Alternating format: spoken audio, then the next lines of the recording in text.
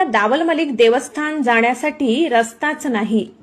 भाविकांना अडचणींचा सामना करत चढावा लागतोय डोंगर। नाशिक जिल्ह्यातील बागलाण अंतापूर येथील लाखो भाविकांचे श्रद्धास्थान असलेल्या दावल मलिक बाबा देवस्थानाला जाण्यासाठी रस्ताच नसल्याने डोंगर उतारावरील पायवाट काढून भाविकांना अडचणींचा सामना करून डोंगर चढावा लागत आहे।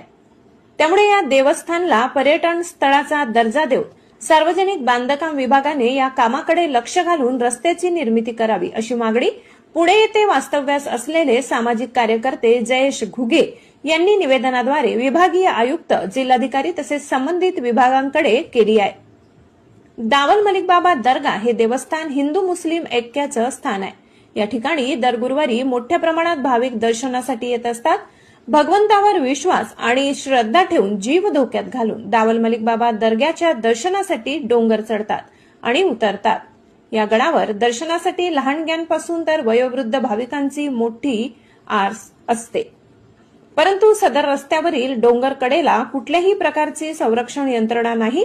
दर्ग्यावरून दर्शन घेऊन परतताना उतारावर असणाऱ्या वळणवाटांमुळे जीव मुठीत घेऊन खाली यावे लागते। देवस्थानपर्यंत पोहोचण्यासाठी कुठल्याही प्रकारच्या सोयीसुविधा उपलब्ध नाही।